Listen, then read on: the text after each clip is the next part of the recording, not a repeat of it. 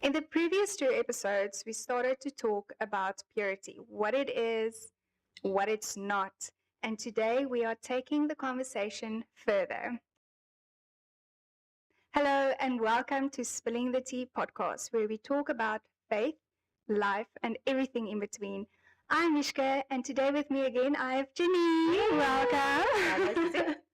Thank you so much. So, we spoke about purity. You gave us a little tease of what it is guarding your heart. How do we do that? And today we want to go a bit further, especially for high schoolers, students. They are bombarded on social media so much with so much worldly, I want to say worldly wisdom in a way that is pushed on them. And I think the question out of that is, how can we protect ourselves? How can we stand up without being aggressive towards the world? How do we do this? How do we stand up against the world? Good question. Now, when I was preparing this, I think maybe in a way it was a revelation for myself as well, because I do have two teenagers that they are continually looking at Instagram stuff. But I realized that, and this is a scary thought, is that teenagers look at Instagram, they look at purity or non-purity, and they create this world and they trend. A trend starts to happen, be it a Christian trend, be it a worldly trend, there's a trend happening. And they see this trend as truth. And we forget many times that Instagram doesn't send out a trend, it sends out a standard. And we need to check what that standard of our living is going to be. Sure. Does it make sense? Yeah. We can continue speaking about that, but that's intense. yeah, they see a trend, yeah, but setting a standard. Setting a standard. I think put that on a t-shirt. Okay, yeah. So I think let's go a bit deeper into how do we, like, we're just jumping right in. How do we guard our hearts when we get bombarded with, let's start with social media. How can we protect ourselves and our purity? And we're not just even talking about virginity or the message around that or sexuality, but just your purity. How do we protect our purity from social media? Okay, let's start by saying you need to know what your purity is. You are not going to be able to protect it if you don't know what it is. Yes. And I think we spoke about it in the first session where devotion is so needed. You need to be in the Word, understand what purity is. You need to understand what defilement is before you can decide how you're going to protect yourself. So I think that's important, getting into the Word, understanding what the Lord says about it. And I think one of the ways to protect our purity is to set a boundary. And that sounds very theological, but how does it look? It really means that making a decision, I'm not going to look at this thing that is impure. I'm going to scroll past it. Or, what I love is that Instagram or any other social media, it has an how do you say? Algorithm. Yeah. Algorithm, yeah. It picks up what you watch. Yep. So the moment when you make a decision not to watch it, then it's going to be there a bit less. And that helps you to set the boundary. And you can do setting, like the three dots on every post that you see. You can say, I don't want to see things like this anymore. Yeah. Yeah. I'm going to be funny now. Do it. Dot. Rather just dot. That. Yeah. But do it. Yeah. I think with that, I found for myself, I'll just scroll past, it's fine, whatever. Well, not fine, but I'll just scroll past. The problem is it keeps on coming up, firstly. And secondly, you still see the images. Yeah. And that whatever you already saw it. So it's already there. Okay, what do I do now with it? But if I can even put that boundary up to say, I don't even need to see it. Exactly. Why not? Yeah. And then I will say with the algorithm as well, unfortunately, when other people that you follow watch Mm. certain things, you start to see it as well.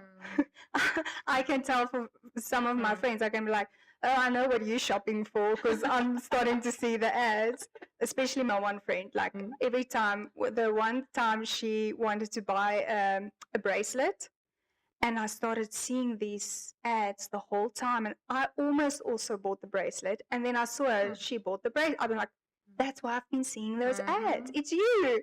So Mm. again, you can ... Mm. and do it for yourself.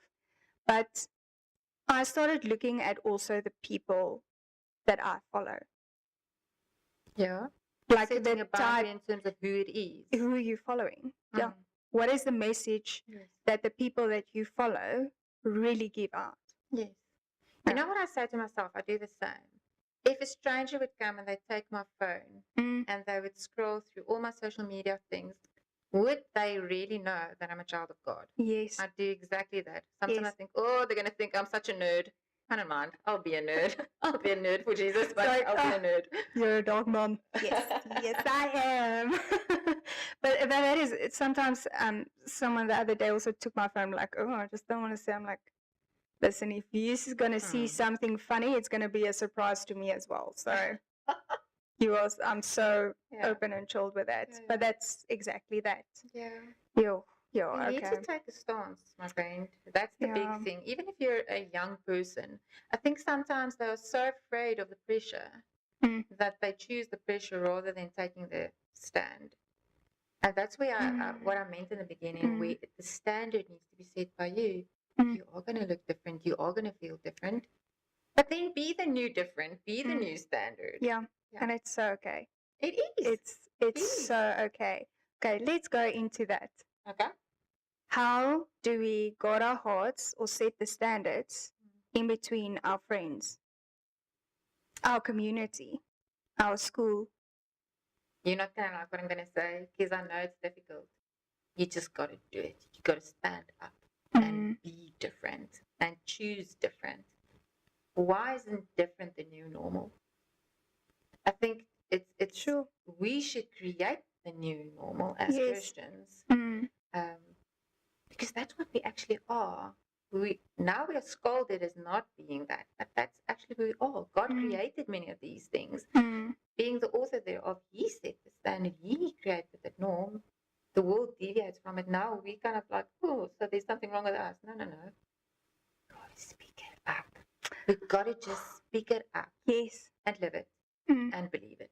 Yeah. Am I being harsh? No, it's good. And it needs to be heard. It needs to be heard that it's okay to be different. It's okay not to go with the norm. I'm just thinking now of that picture. Is it The Chosen? The fishes, all the fishes that swims the one way, and then there's this one fish that swims the other. It's okay, and it's gonna be hard, and you're gonna get criticism and things like that. But maybe I think two things. One, keep doing what you're doing. Do not fall for the critiques. And the other side is maybe it can open a conversation with someone. Take the chance. Yeah. You never know what that conversation can lead to for someone else. You know, you're actually keeping very good company because Jesus felt exactly the same way. He was probably seen as the difficult one, the one that is so different. Yeah. You're keeping good company. I love that. You're not on your own. Yeah. I will say, for me, I want to say growing up, I was definitely the different one. In, like, if I look at my matric group as well, I was not the one to go to Hatfield Square. Where to? Square to. That's the first time. I was, and some people tried, especially in my matric year, some people tried to make me a part of gossip stories, but really not nice ones. But I think why it didn't really go further. Some of it did, but it didn't go further because I was just like, I know that's not me. I know that's who I am, and I'm going to stick to that, and it's okay. I was known also for the girl to have the longest school dress. Oh, wow. And I'm That's like, cool. at that time, I was like, Mommy, can you just like a little bit, like it's just a bit shorter or something. But looking back at it, it's part of my story of just being a kid when I was supposed to be a kid. Yeah, that's good. And these days, that is taken away from children at such an early age. So I want to say, if you're in high school, like, be a kid. Mm. You're not supposed to be an adult or do adult things or think like an adult. You're not supposed to. Like, be in the moment, enjoy sport, enjoy culture. Yeah, just be a kid, you know? I had a conversation once with a psychologist. He said that a lot of the things we expect, or that which the peers expect from each other, they're actually not supposed to do before the age of 25. Being in serious relationships before the age of 25, for example, is actually not good 25. because of how the Wow. development of the brain takes place. Okay. So, Yes. yeah, rather stay away from certain behaviors that is not good for you, Wow. especially if it relates to purity, because you're actually not ready to deal with certain issues, to deal with certain things in your life. I'm just thinking about like conflict that happens before 25 and the way that we handled it. Mm-hmm. Confrontation or just normal conversations. Yeah, but even relationships, eh? Yeah. Where we think we know it all, but we don't. I'm not saying that people that got married between 10 and 25 made mistakes. Yeah. It's just in terms of your physiological development Yes. and your psychological development. You're not ready for certain things. That is so So good. we forget that. Yeah. And then peer pressure comes in and we start to look like the rest. Mm. And And those also, expectations are super harsh. I know, I've got two teenage daughters, so I see the pressures they are under. Yeah. From society and from friends. Also, I mean, choose your friends, but sometimes, especially in school, like there's so many things that you think about when at school, and you know, I want to be friends with those people, and such interesting times. And again, with social media, also, I think like bullying. That is a whole other conversation. We can do a whole series on bullying.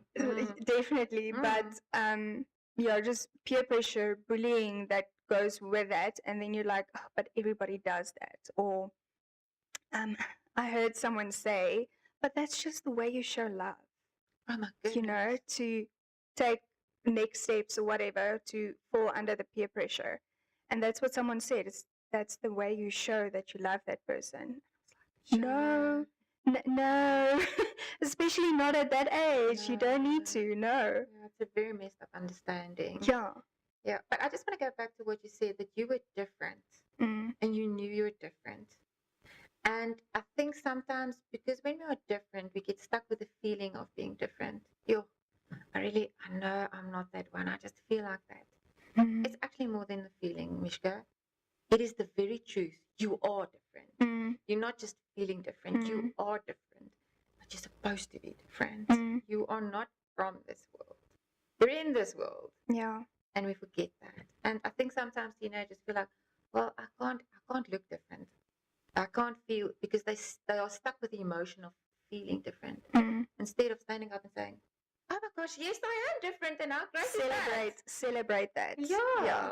Because I had a very, it was a very long time where obviously people would make comments and like scrunch up the nose, you know, that type of thing.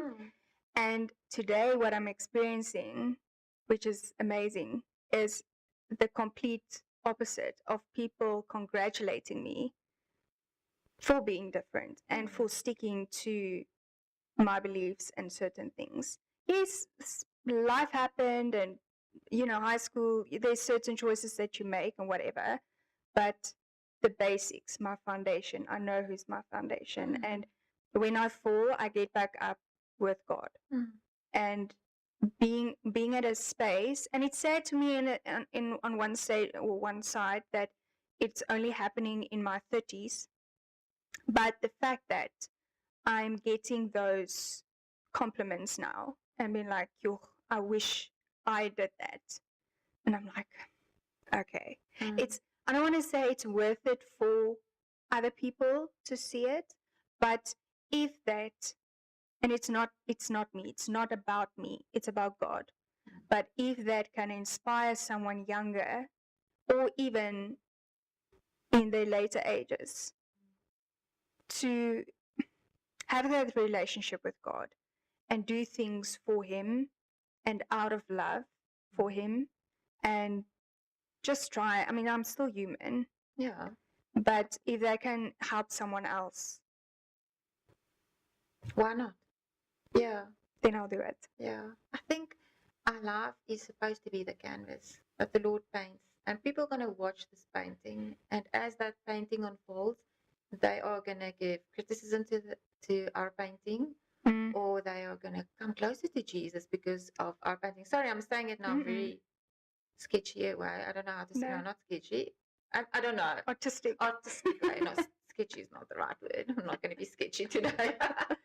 But people are continually looking in on our lives. You only know of the people that have given you feedback. Maybe there's many more that's been influenced by the way that you've chosen as a young child or as a teenager. Yeah. You just don't know about it. Yeah. Because the Lord uses it. Yeah. I always say to the girls as well, my two daughters, just live your life with Jesus as you're supposed to. People will be looking in. Some will tell you about it, others will not. Yeah. Wait until you get your degree and you put it on Facebook and they start giving commentaries and you're an old lady like I am now, where they say, Janine, I remember 2 things of you. And so many said the same thing. We remember you were clever and we remember how you loved Jesus and you were not afraid to speak up. So it'll come. Yeah. There'll be more people giving you Yeah, I feedback. mean, it just like with that, like, it doesn't matter what we do. Anything we do, if it's good or bad, there's always going to be critique. There's always going to be comments. People always feel like they can comment.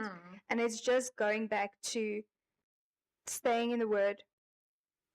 Make sure who's your community, basically. That's good. Yeah. And even it is not easy. Being a Christian, it does not make the road nice and slick and straight. It actually does the opposite. It's really hard, but it's so worth it, and it's so good.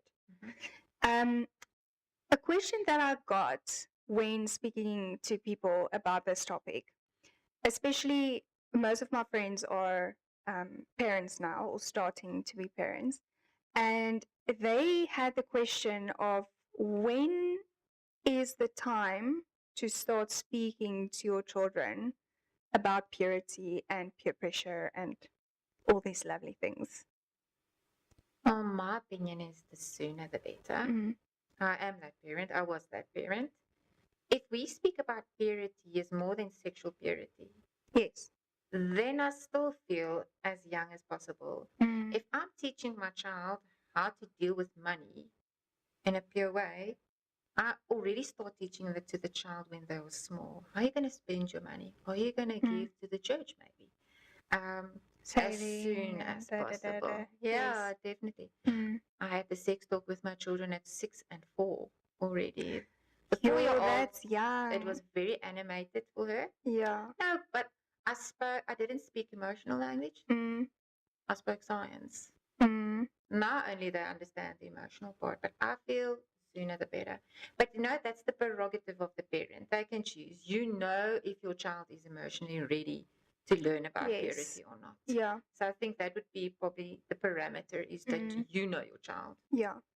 But if Janine would say, if I would stand up and speak in front of a lot of people, I'd do it as soon as possible. Yeah.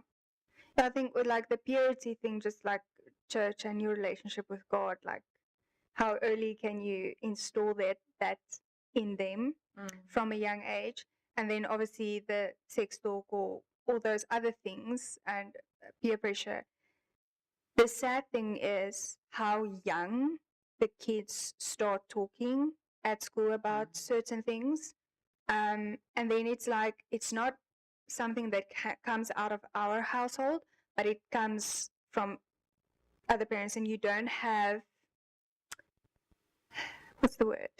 The beheer. Yeah, can't control it. Yeah, you can't almost. control. So having that conversation from your family's side to be like, if you hear something, let's have a conversation about it, or come and ask the questions. Yeah, because your home is supposed to be the safe space where they can come ask the questions, where they can open up and speak of something they heard maybe at school. I remember trying to hide the theme of rape from our girls for such a long time. But they came to me talking to me about it. Yeah. And then only did we start talking about it.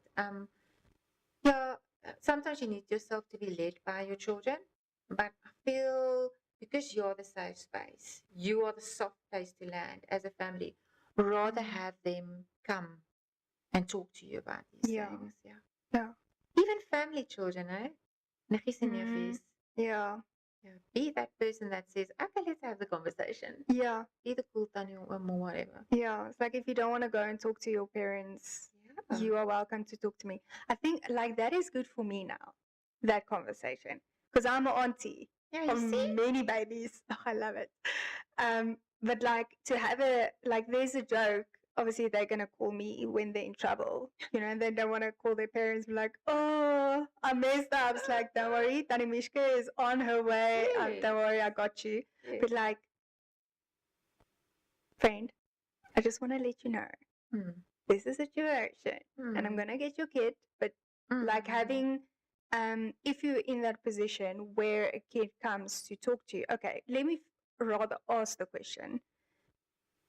Should I then have the conversation with the parents as well? Be like, listen, your kid came and asked these questions. Well, that's what I do. Yeah. Because I still want to respect the parents. I have two girls that are at varsity now. And they come and speak to me about life stuff. But I listen with their permission and I speak with their permission. So when they tell me something, I ask them, is this fine if your mom or your dad knows about, even if it's just a small portion of what we're talking about? If they do not give me permission, then I really can't engage too much. Yeah. Because at the end of the day, it's a secondary responsibility for me, but it's a very primary responsibility for the parents to know what's going on in the children's lives. But yeah, sometimes you have a tanny that you need to speak to. Yeah. Because it's just hard to speak some realities with your parents. Yes. I also had that. I also had somebody I spoke to. Yeah. Just made it better. It was kind of weird to speak to my mom about sex, Although that changed as we got older. It does. But yeah, no, that's good. Just ending off, I think some of the things that I saw or read with regards to like opinions from the world side, with regards to how do you show love or losing your virginity or your purity or whatever, it's the fast dating culture. It is much. I saw also somewhere I'm on a dating site. Yes, it happened. And the one guy was like, long term or short term doesn't matter. And I'm like, just to say that you are open for short term. I'm like, why? You're 37. Yeah. I've got questions. But anyway, that was interesting to me to see that the culture, and that's like the trending word currently. For us, it was the movement. The trend. And now it is the culture. This culture is, I'm not in it for a long term. I'm in it to get my fix and bye. Yeah, then I wonder what's that fix? Or what does that fix involve? Yeah. But it is scary, you're right. So, and then the next one was, okay, pressure from friends. Everybody is doing it. So why are you not doing it? Stick to your guns. You can celebrate being different. And especially from boys. This was the boys one. The interesting thing that I read was they say boys in school, it is like losing your virginity or having sex is like your rite of passage of being a man. I've heard women say that. I had to sleep with somebody to know if I would be a good wife to somebody someday. No, that makes me so Yeah. sad. It's just a lie. It's a lie. Oh, Sorry, that I makes don't want to make you feel oh sad. no, it makes me so sad for men out there, Yes. for women out there. Like, no, You have already been created as a man. You have already yeah, been created as a woman. Oh. Nothing you do is going to make you less man or less woman because that's how God created you. Why go test it at another field to yeah, say, oh, okay, I qualify as a man. I qualify because as a I woman. got this checkbox. Oh no, Sad. that is not the truth. Okay, yeah, the other one I already mentioned is the way to show love. And then romanticizing intimacy outside what God created it to be. Mm-hmm. That's the hard one. That's Because a it's very sad not one the for me. truth many Yeah, times. no, It's exactly what it is. It's yeah, romance. yeah. It's not the truth always. And it's the books, the shows, the things, short stories on Instagram, and other social media. The way certain things are being so romanticized gets my blood boiling. Mm. So just to very quickly mention, like I have a very, it's not a soft spot, it's a very big trigger point for me is the books that kids are reading and the stories that is being sold to them. So I love reading my books, I love my romance stories, but I explain it, I like Christian cozy reads because then I know Me too. whatever is in it is gonna help me stay pure as well. So I saw a video of a girl. She's definitely still in school, and she was like, "Oh, the story is so nice. I loved reading it." Blah blah. I'm like, okay, if this girl recommends this book, obviously it will be fun for me to read. There was a full chapter of everything, everything, like, and I could not believe. Oh, it And makes me Christian. so angry that people recommend this to kids. And it's young adult. So the young adult in bookstores, and I saw some of the bookstores started to change it, or they would say on the shelf, like this has explicit content or whatever.